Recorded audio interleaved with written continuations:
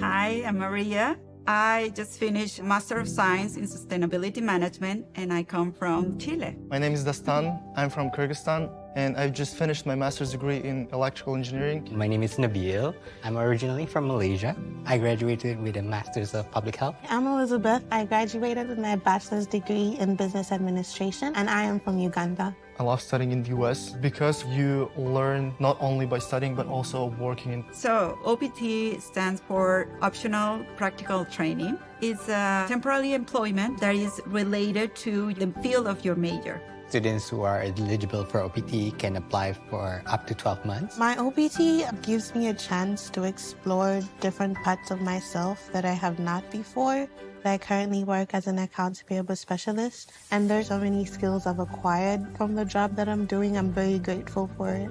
OPT in the United States is an eye-opening experience for me. I work in a research lab investigating Alzheimer's among aging African American. I learn the in and outs of the research field, how academia works, and new technology, new discovery every single day. I work in a company where we provide advice for green buildings. So I applied for the STEM 24-month extension because I wanted to go in deeper in that practical experience, and that I wanted to apply everything that I have learned here back to Latin America. CPT stands for Curriculum Practical Training. It's a program that allows you to work during your school.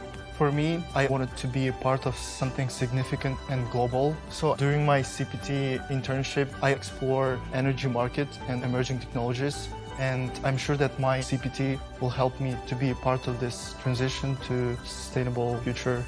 OPT is a chance to take what you studied from your degree and put it into the real world. And I love that there's a chance for us to experience that in the United States.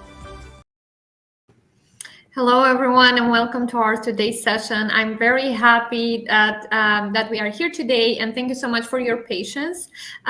So my name is Alina Yakubov, and I'm EducationUSA Advisors, and we are here today for another interesting webinar.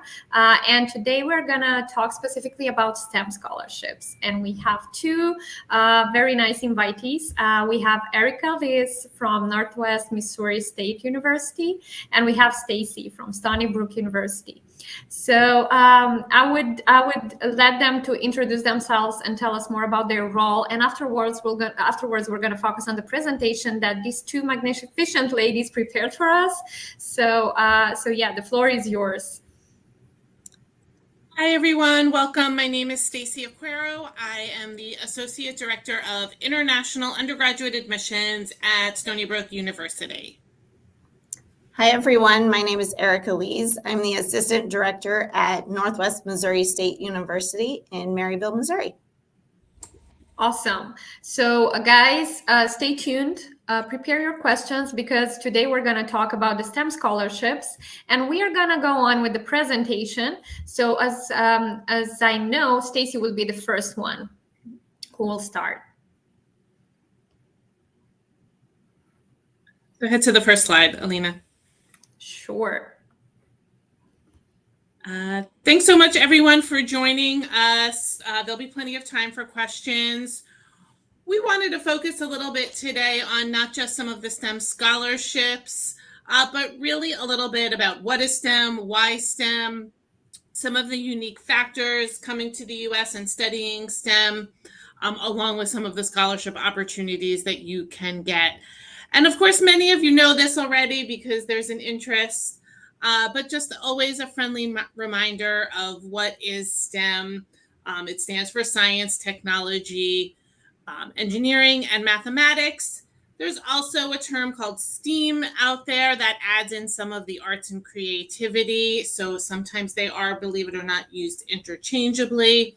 But it's really, STEM is a grouping of 4 specific fields of study that really aim to teach 21st century skills and tools.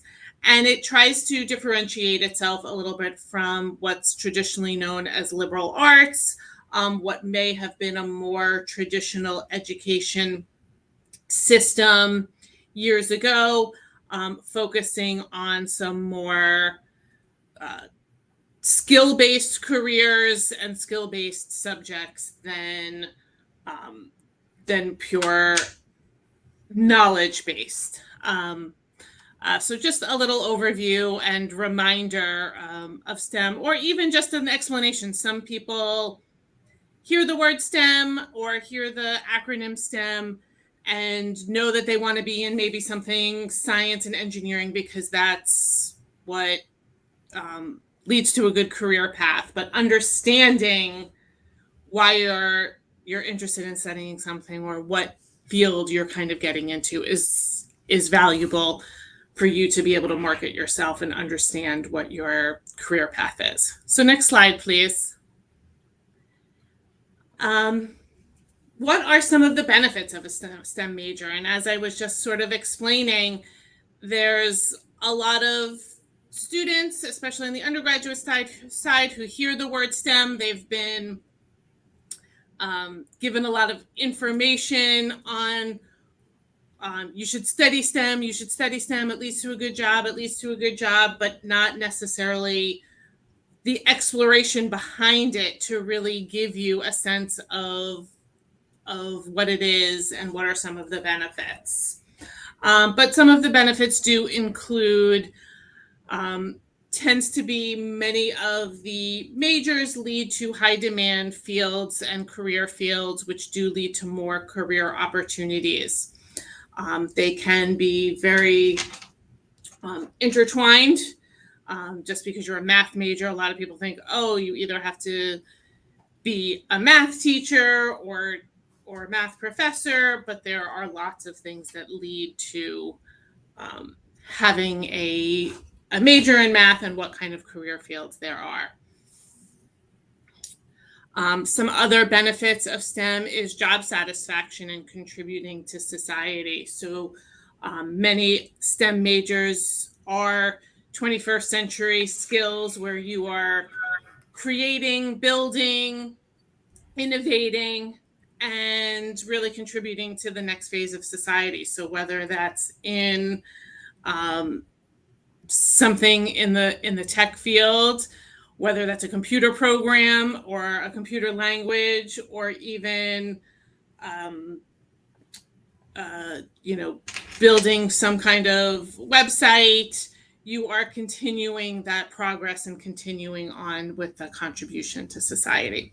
We're going to talk more about this later, but of course a benefit for international students is the OPT STEM extension, which does allow for OPT for 3 years versus 1 year. We'll explain exactly what that means a little later in the presentation, but students do tend to like that option.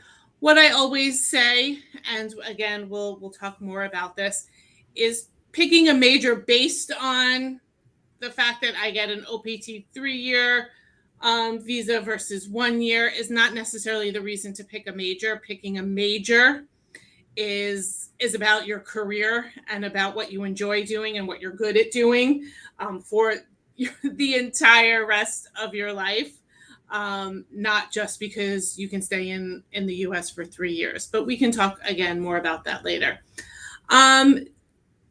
Typically average starting salary in many of the STEM fields is higher than in some other fields, so that tends to be a benefit. Of course, those are factors when looking into studying in a STEM field. I do always reiterate kind of what I just said before. While these are benefits of a STEM major, choosing a major is very personal. It's something that you as an individual needs to understand, that you have to like the subject. You have to like studying the subject over and over and over again. You have to be able to picture yourself translating this materials into a workforce situation and doing it often and repetitively daily. And you also kind of have to be good at it. So I give the example of people who want to be a doctor often, but maybe don't like biology. Well, biology is a major part of obviously being a doctor and learning about the anatomy. And if either you don't like it or you're not very good at it, it will not necessarily lead to job satisfaction later on. So you really want to consider some of those factors when choosing a major. Next slide. So one of the things, as we talk a lot about some of the benefits of STEM, and we hear often from high school students, is that I know I want to be in a STEM major because of some of those benefits, because my parents want me to be, because I know I'm going to make a lot of money. But there are things that you as an individual need to do to prepare in high school in order to pursue a STEM major at most universities. Coming into a STEM major, there will be rigorous curriculums at universities, and you need to have certain course preparation. For one, math is really important. Regardless of if you're going to be engineering, if you're going to be biology, physics, chemistry, you need to have a math background, and you will need to continue math when you are at university.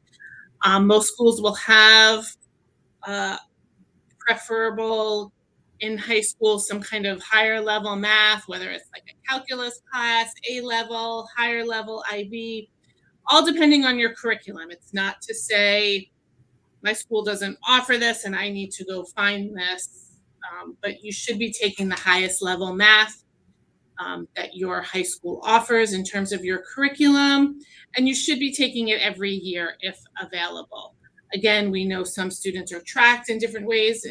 That's different than outside of the US, but you should be focusing on math and whatever that highest level of math is. You should also be taking lab science courses, physics, chemistry, biology. If available in your school or in your local community, participating in some extracurricular activities that do have some STEM-related focus, whether it's a competition, a club, some kind of Olympiads, robotics club, whatever kind of focus that may be, even research on your own or other kinds of opportunities. You also want to take a more rigorous curriculum, again, if offered in your school. And so we're not telling you to change schools. We're not telling you to move, which, believe it or not, I've heard some students having conversations about. That's not what we're saying at all. But whatever your school offers, if your school only offers the one national curriculum, then of course that is what your application is judged upon. But if available at your school, you should be taking the highest kinds of level curriculum to make you the most competitive for STEM majors and to prepare you for the rigor of what a STEM major will be at university in the US. One of the big things that we often tell students is that if you are undecided between a STEM program and a more of a humanities liberal arts program, it is really easier to switch out of a STEM program than into a STEM program. At many universities, you will have to completely reapply for admission into a STEM program. There's space limitations. There may be specific courses at the university that you have to take or there may be no options at all at the university to change your major into a particular STEM major. So it also sometimes can prolong your time. So a lot of the STEM majors at a previous institution I used to work at, architecture was one of the big ones. And students, it was very, very sequential. And if you didn't start off right away, it was a 5-year program as it is, you were already behind.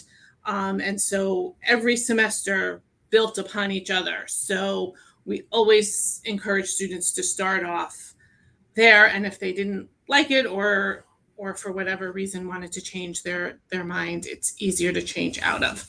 And that really goes the same for a lot of the engineering programs as well.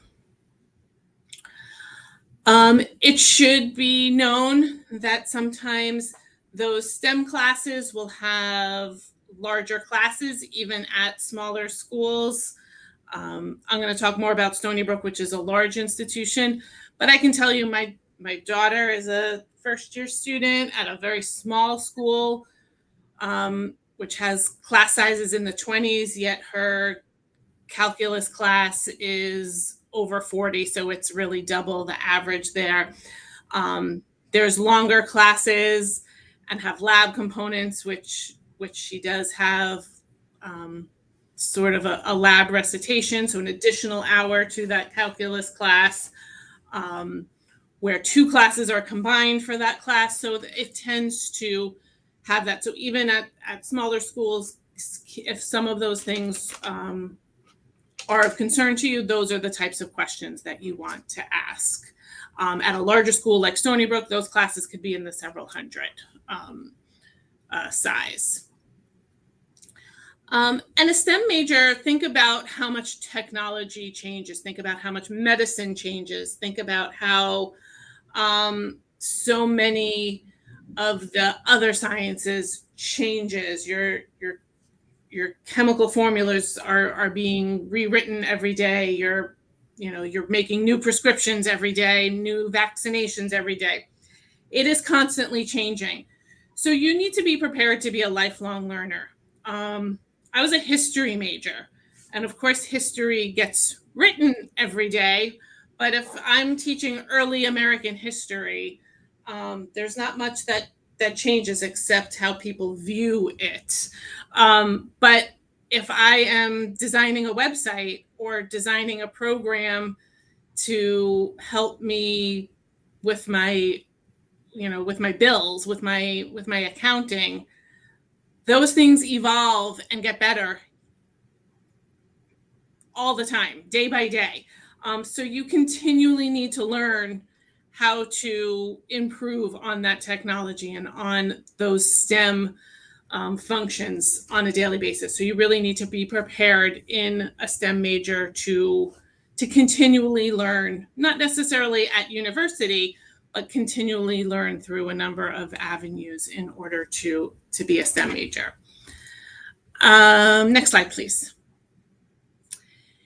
And so I quickly want to just mention that while some of the benefits we talked about and some of the reasons to study STEM and how to prepare for STEM, we talked a little bit about the OPT extension for 2 additional years on top of the 1 OPT. And if you don't know, OPT is occupational practical training. It's kind of, I always say, it's basically work experience after you've graduated from university that is paid, but you don't have to change in the US to a work visa. You get to stay on your student visa, and it makes the transition and the immigration paperwork easier for you. There are, of course, some forms to fill out, but the transition is much easier. Your company doesn't have to do a sponsorship, which is probably a little too much information for this presentation right now, but it does become a little easier. But just because your major is a STEM major, because you have a Bachelor of Science or it sounds science-y, doesn't always mean it's a STEM designated program. And STEM designated programs are really between a designation that in the US, the Department of Homeland Security designates with the way the university has officially filed what that academic program is, and they put what's known as a CIP code to it. So there are official lists on the US government website that kind of gives all of the general majors and fields of study that are STEM designated for this option. But you will need to check with each university to make sure that is a STEM designated program. I also like to say that list can be fluid. it can change at any given time that the US government decides, which is also why I said, don't choose a major because it's a STEM designated program and I'm going to hope that I get a job in the US after, where I can have this 3-year OPT versus 1 year. Reasons not to are, of course, you may not like that major, you may not be good at that major, you may not want to work in that career field forever. You may love it and get a job back in your home country or in a completely other country. You may, choose to do other things. So a great example is, I'm a math major, but and that can be very fluid, right? You can do a lot of things with that. But now I decide, I think I don't want to study particularly exactly in math. And maybe I got a job in business and in finance. Well, yeah, your math skills will probably translate very well to that, but that's not really what your major is. So now, just because you majored in that doesn't always mean that your OPT will be approved for 3 years if the job you got isn't exactly in the field of study. So there's a lot of reasons that picking that major just because it's STEM designated doesn't always match. So I always really counsel students to pick a major that they are passionate in and think about those things. Next slide, please. So as we move through the program, we're going to pause a little bit in the middle, and I'm going to transition to tell you a little bit about Stony Brook and then pass it off to Erica to continue on, and then we'll open it up for questions afterwards. But just a brief introduction of Stony Brook University. We are a large research comprehensive university, extremely STEM focused. As a public research university, we are the #1 public university in New York State and ranked in the top 1% of universities in the world. Larger school with over 26,000 students, over 3,500 international students. Some of our popular majors, including some of our popular STEM majors, are biology, chemistry, physics, biochemistry, geology, astrology, most of the engineering majors, as well as computer science, data science, information systems. We also have a tremendous marine and atmospheric science school with climate science, sustainability studies, marine sciences, and we do have plenty of the humanities majors as well for students not interested in STEM. Undergraduate students apply online. Our early action deadline is November 1st, which is priority consideration for computer science and the School of Engineering majors. And then a January 15th regular admission deadline. We're going to talk about scholarships in a little bit, but we do offer a number of scholarships. Our biggest scholarships are merit-based scholarships for all students, regardless of major, $1,000 to $6,000 a year. Those deadlines are pretty tight, so we definitely recommend the applications in a timely manner, and the folks at EducationUSA can certainly help you through that process. But I'm going to transition over to Erica to continue on. All right, next slide, please. So to tell you a little bit about Northwest Missouri State University before we get into the next parts of the presentation, we are a 4-year public university located in Maryville, Missouri. Our enrollment numbers just over 10,000 students, so we're a little bit smaller, but for our area, we are a good-sized university. We just started classes this week for the fall, so our international student enrollment numbers are looking around 700 for this year. We offer over 100 different undergraduate programs and 6 graduate programs.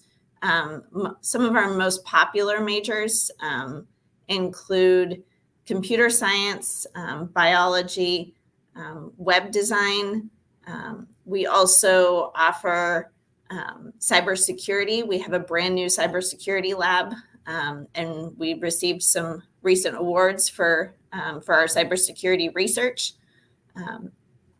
Laptops and textbooks are included in your tuition at Northwest.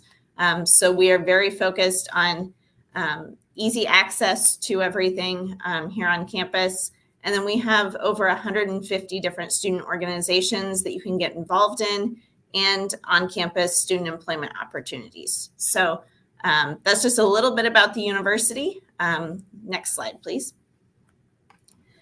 So when you're getting into STEM or really any of the degree programs, what you want to look at is a potential career path. Most universities in the US have a career services office. It's an on-campus office dedicated to helping students prepare for jobs after graduation.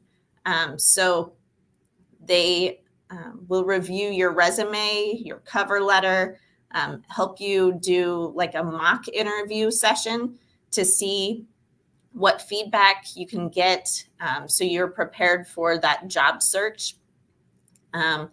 We also, those offices would host career fairs for employers to come to campus, and they're looking for employers are looking for employees at those institutions because they know that they're good students and they're prepared well for working after graduation. There's also the option to do internships. So curricular practical training, CPT, those rules differ a little bit between schools. So you will need to talk to a DSO at the school that you go to in order to make sure that you're doing everything by the rules of that school. But CPT is a work authorization that allows you to participate in an internship related to your field of study after you've done 1 year of study in the United States. So here at Northwest, we have a lot of students who do internships specifically in the summer because they can go anywhere in the United States to do their internship. We've had students do internships with Google, with Pinterest, with LinkedIn, and those internships show the students what they like and maybe what they don't like about the field of study that they're in, so that later on when they're looking for a job, they know more of what they want to do. And some of our students have been able to get full-time jobs because they have that internship experience already. It does set you apart when employers are looking at your resume. Another great resource is What Can I Do with This Major? It's a website. You can go to that website, put in what your field of study is, and it'll tell you the different careers that you can do with that major. So you can kind of figure out what you're looking for. Also, a lot of schools do collect postgraduate data. So about 6 months after graduation, schools usually send out a survey, or for international students have to report back to their school with what employer they've found. So schools generally do have that information for where students are working, where they've been able to find jobs, what the salaries look like, all of those things, so that if you are looking for a job in the US after graduation, you have somewhere to start. Next slide, please. So talking specifically about STEM scholarships, a lot of companies are a good place to look. They may have scholarships for students studying in STEM fields if they have as a STEM focus in their company. So you can look for that. There's also scholarship searches like internationalstudent.com that you can filter the scholarship listings based on what you're interested in studying, where you're originally from, and then what country you're planning to study in. So there's a lot of options there.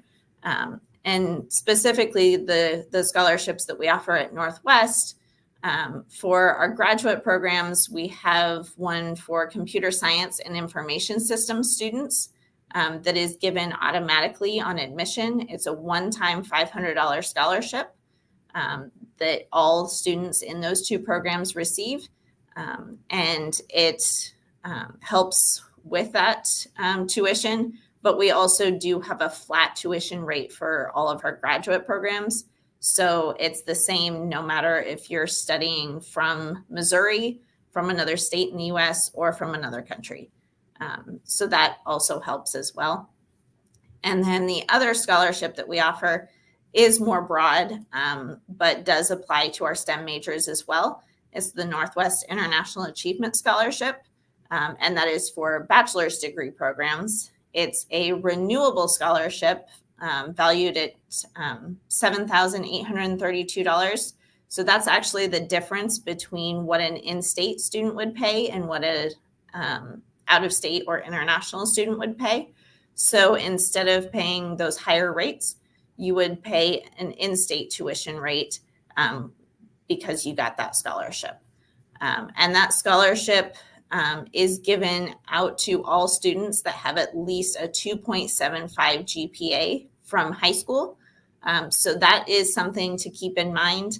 When you are studying in high school, you want to get good grades because that can give you more scholarship money in colleges and universities later on, because they do look at those grades.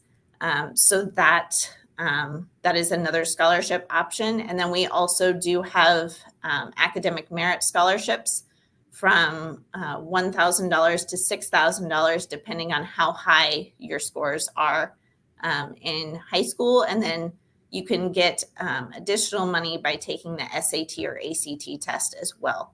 So those are some more scholarship options there. Next slide, please. And here is our contact information. Mine is, my email is there, and we also have a office WhatsApp number. So if you have questions about the programs, about STEM scholarships, you can send us a message and I'll respond to that yet today. So Alina, I guess we can go on to any questions that anyone might have. Sure. I think we missed the contact information for Stacy, but we can submit that in the comment section. No worries. Okay, perfect. Thank you, ladies, very much for the presentation. So I think we can go now in more details because we've received some questions before this webinar, and we also received some of them during this webinar. So we can focus now on the questions that we received first for the student that pre-registered for this event. So one of the first questions that we have received was regarding scholarships, full or partial, and what specific requirements to get a full scholarship for a STEM scholarship. If you can just give us more details on that, maybe first it's going to be Erica that will respond and then Stacy. Well, so in the US, not all universities will be able to offer full scholarships. And those requirements will depend on what university you're going to. Like I know here at Northwest, we don't have a full scholarship for academics, but we do have partial. So typically we talk about with our International Achievement Scholarship and an academic merit scholarship, the highest amount you can get in scholarships per year is about $13,000. So that brings total cost down to just under $20,000 a year for everything included, including your tuition and fees, housing, meals, and your health insurance. So everything included for that cost. So when you're looking at scholarships, you do want to look at how much you can build multiple scholarships together. And a lot of schools will also honor private scholarships. So if you're given a scholarship, maybe from an organization at home, they will apply that to your university bill and things like that as well. So just looking at some of those things where you may not be able to get a full scholarship, but you can add multiple scholarships together to help toward that goal.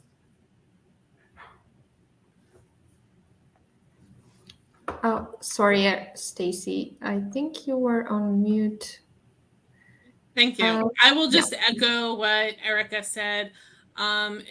It's really important when doing your searches for school. Obviously, we talked a lot about your major interest and a STEM focus, but cost is definitely one of those items to look at when you're considering a school. And most schools in the U.S. will not be offering a full scholarship for undergraduate studies.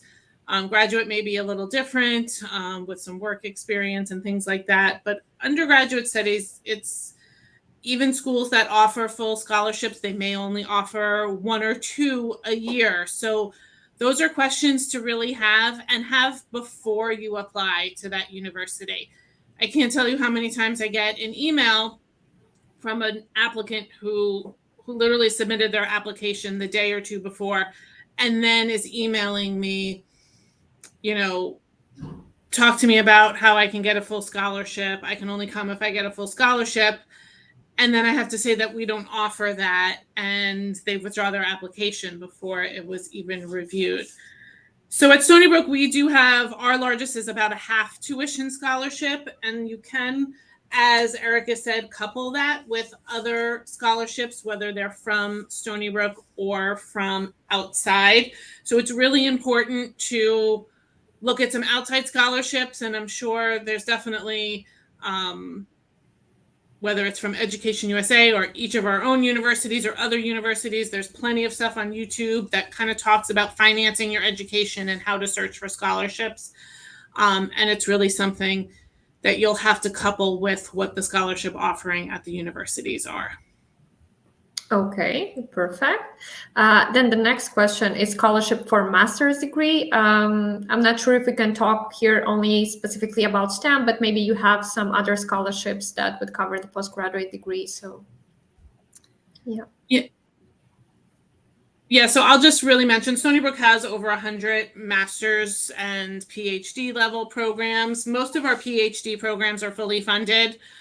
We have a separate graduate school that does all of graduate admissions, and really it's department based. So the review of applications and the scholarship offerings or graduate assistantships and teaching assistantships or research assistants that come with oftentimes admissions to master's and PhD level programs are all done at the actual individual academic department level.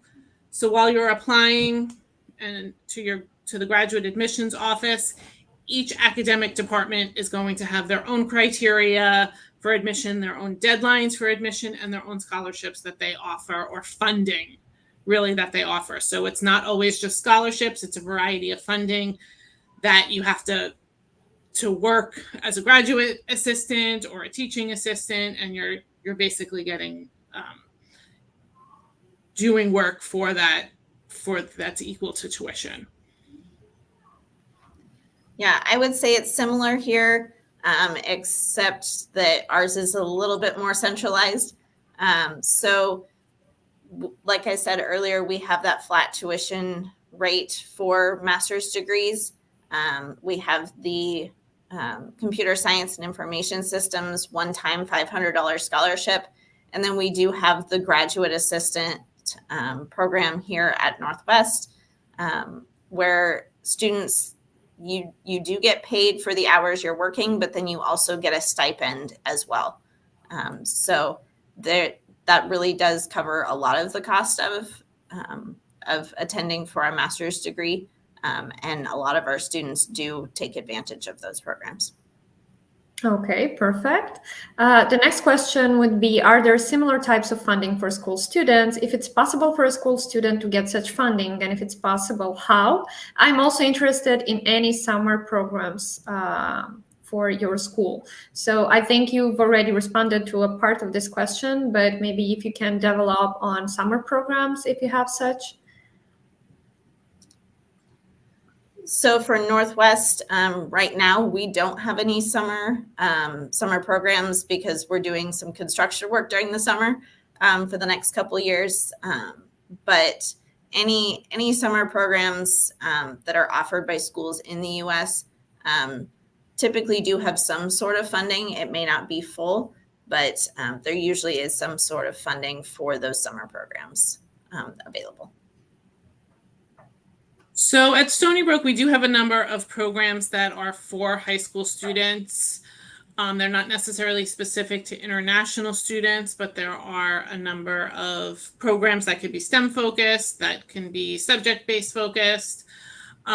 We typically do not offer funding for any of those summer programs. They are what the cost is, including living on campus and meals and things like that. Okay, and what it's going to be like an average cost for a summer program? It really can vary because it depends on the length of the program. I would say about a 2-week program, which is probably average, is probably about $5,000.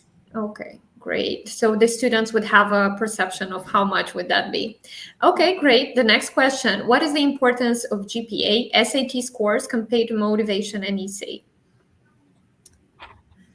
So specifically at Northwest, we don't require a statement of purpose or an essay for your application. So for us, the importance of GPA is very high. And SAT or ACT scores is going to be the next thing that is important, mainly for scholarship purposes. So your GPA is going to matter for admission and scholarships, and then your SAT and your ACT is also going to matter more for the scholarship purposes. So like I said earlier, keeping your grades up in high school because it does help for your admission and higher scholarship opportunities is very important. Yeah, one of the things that both Erica and I have said a little bit throughout this presentation that's really important to know is that every school is going to have slightly different requirements and a slightly different take on how they look at things. So where at one school, a component of the application might not be as heavily looked at or weighed in part of the application process, it's going to be totally different than another school, and equally different in the scholarship review or the scholarship process and how a scholarship may be reviewed or awarded. So it's really important to understand that if you're applying to each of our schools, there may be a slight difference. And so our scholarships at Stony Brook are also purely merit-based, based on your GPA, but the application process will look at all components, including the essay and letters of reference. We are test optional, so SAT and ACT is not required for any of our programs except one of our competitive honors programs, and it's not used in the scholarship process. Not having that and having a large class makes things like the essay and activities and letter of reference really important in the review process when we are space limited in certain programs, like a computer science, like a computer engineering or biology.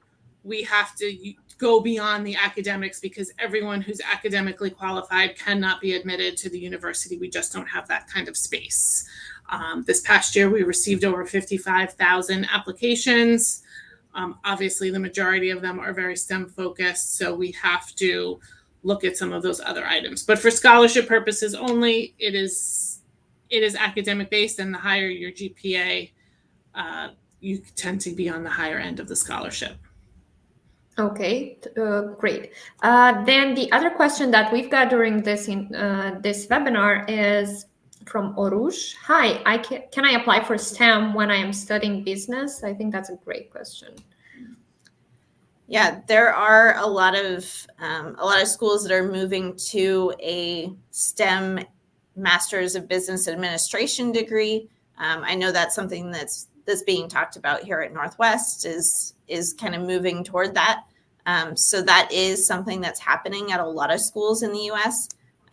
Currently, right now, the list for STEM designation, if you're studying business, it doesn't fall under that unless your school has made changes to that zip code that's on that list, because typically business is not STEM designated.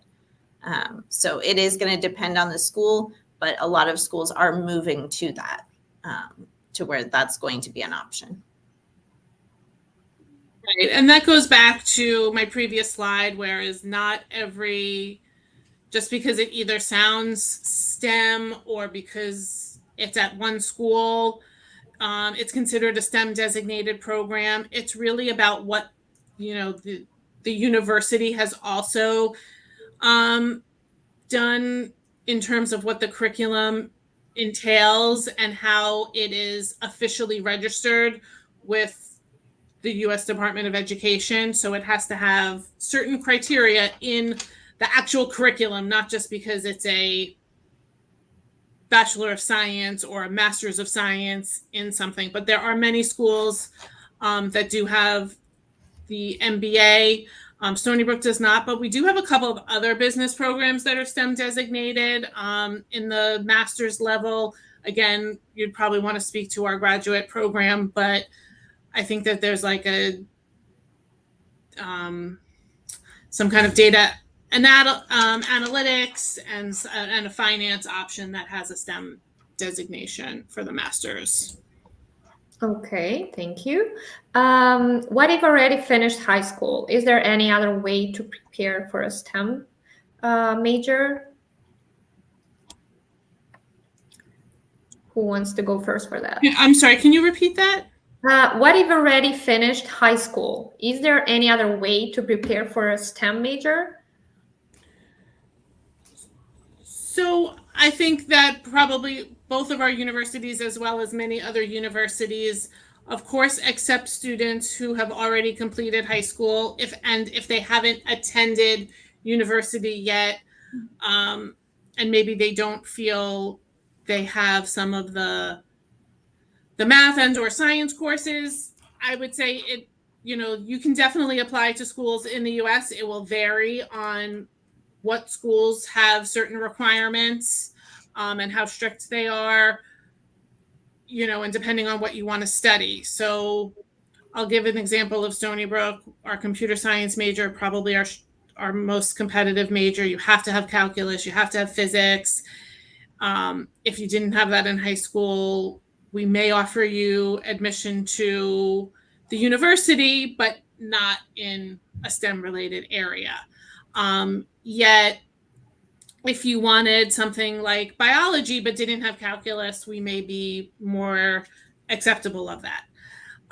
If you feel that you don't have sort of any of that preparation, believe it or not, I know people are sometimes hesitant outside of the US, but the community college system in the US is really a wonderful opportunity. First off, we talked a lot about finances and scholarships. It's less expensive. Many do cater to international students and have housing for international students. So there's lots and lots of options where students can then gain some experience and transfer. So it really is just going to be a little bit of research to what you want, what you had in high school, and what are some of the different avenues to get there. Great. Erica, you would like to add something here? Yeah, so I would say Stacy covered it pretty well. If you don't meet the requirements for admission into those programs for a university, community college is a great option to be able to get those classes that you do need to be able to move on to the next level at the bachelor's level. Okay, great. The next question. My school doesn't teach AP or IB classes. It's just a regular national curriculum. How can I make up for this? So as mentioned earlier in the presentation, your curriculum is what is what it is. So we do not necessarily need, there's no makeup of that curriculum. There's no enhancements. Schools want you to take the most competitive level at your school. So if your school is offering a national curriculum, that's the most competitive level at your school, and that's what you're supposed to be taking. Okay, good. Erica, you want to add something here? Yeah, I would say the same thing with a regular curriculum. There's nothing that says that you aren't getting what you need. In my experience, my school didn't offer any of those things either. And going to college, I was prepared just as well as the other students. It was just what was offered. So it's fine if your school doesn't teach AP or IB, as long as you have the requirements for admission, you will be fine. Yeah, and you guys also submit this transcripts. You also submit the courses and the disciplines actually that you have taken during your national curriculum. So I think that's also helpful for the admission commission when they would review your profile for the admission process. So it doesn't mean that every international students would have an AP or IB classes. I mean, that's a normal process, a regular process, I think. Mm-hmm. So yeah, I also agree with these two ladies that you don't have actually to worry about this. The next question, does Northwest Missouri State University give undergraduate for business, and is it possible to get 100% scholarship? Erica, that goes to you. Yeah. We do have undergraduate business degrees. We actually have an entire school of business, so there's multiple undergraduate degrees to choose from. We don't have a 100% scholarship. Like I said earlier, the total amount of scholarships that you could get at the highest level would be about $13,000 a year. But there are a lot of other options for private scholarships and other university scholarships as well that you could add on top of those two. Okay. The next question, it's not really related to our topic, but is if your universities have exchange programs? We absolutely do have exchange programs. We have a number of study abroad and exchange programs with a variety of different universities across the globe in probably over 25 cities. And many of our international students partake in them. We also do have, I know we talked about summer programs before, which was a little bit more geared towards high school students, but we do have a global summer institute. So for students who are at university in another country and want to just come for the summer for 1 or 2 classes, have the opportunity to kind of do an exchange at Stony Brook for the summer as well. Yeah, and at Northwest, we have exchange programs with a lot of different universities, study abroad programs in over 50 different countries. So there are a lot of options for students to choose from. Students can go study abroad as international students as well. So our offices are actually together. So international students and the exchange students that are here at the university get together and do things together a lot here. Perfect. Then the next question, would you guys say that for your respective schools, the scholarship amount is negotiable if the applicant shows strong academic abilities? Ours is not, no. No, it wouldn't be. Okay, so it's not negotiable. So in case if a student shows a really high GPA and a great score, like for example for SAT and a brilliant profile, would he get a minimum scholarship or a maximum scholarship? Do you have such things? So at Stony Brook, we have a range of scholarships. It is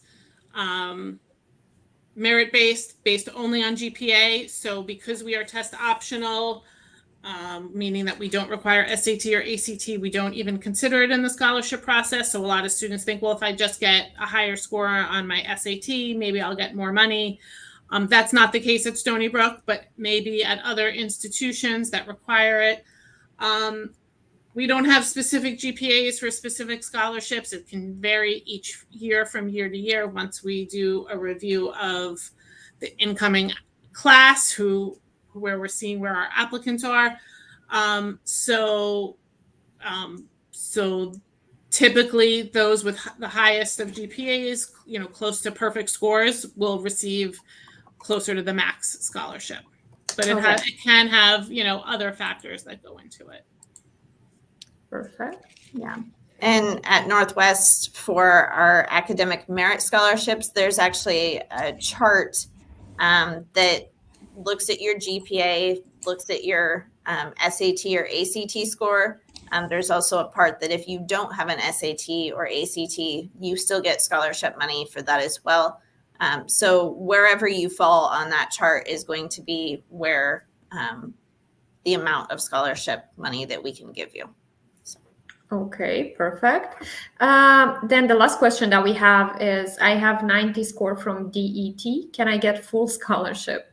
Again, about full scholarship.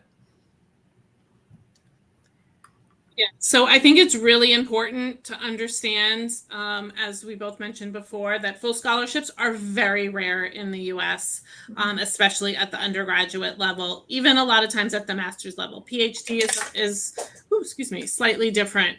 And the university itself at the undergraduate level, even if they're offering full scholarships, may only be one or two for that university. So a lot of times you're going to have to do research on your own of other scholarships outside of the university that may get you to that full funding. And at Stony Brook, our minimum Duolingo score for admission is a 105. And we don't consider any test scores, including English proficiency, in the scholarship review process. So English proficiency is a minimum requirement that you need to study at our university. And that's not at all, and then that's not looked at. So if you had a 105 versus a 125 versus an 80 TOEFL or 100 TOEFL, that is not going to determine anything, that regardless of scholarship. I don't know many schools that do use English proficiency in their scholarshiping. But again, as we kind of also said before, these are things, every school has different requirements, and you need to do your research on what all of those requirements are. Yeah. Yeah. And we would be, okay, sorry. Yeah. We would be very similar with that. We don't look at English proficiency scores for scholarships. We only look at it for admission to the university. And our admission score is higher than a 90 as well. Perfect. I also can suggest you guys the Common App. You can make a profile on College Board, and you can also see the minimum requirements every university would have. So I think that's also helpful, because you would also get an understanding about what every university would need in terms of English proficiency score, what would be the minimum average one, what is going to be the maximum, the minimum, and what is also going to be the scholarship that would they offer, like the medium one. So yeah, you can inform yourself from there. And the last one, because we have one more. Hi, thanks for the presentation. I'm inquiring if you do have diagnostic medical sonography program and nursing at any of both the universities. So we have sonographic sciences here at the university. We don't have nursing, but we do have sonographic sciences. Yeah, so Stony Brook has a large number of health-related programs, some at the undergraduate level, some at what we call the professional level.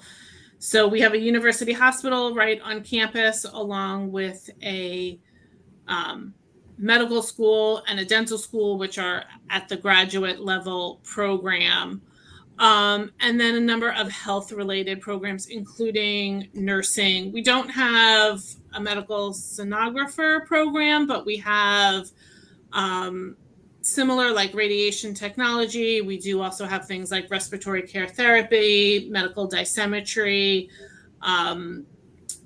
things like physical therapy, occupational therapy, physician's assistant. So that's pretty specific, which is great. But some of the great benefits of coming to a place like Stony Brook would be, use of the hospital, where you kind of get to see a lot of different medical and health related fields. Okay, perfect. So I think we are done with all the questions. Thank you very much for taking your time, ladies, to answering them. I really appreciate that.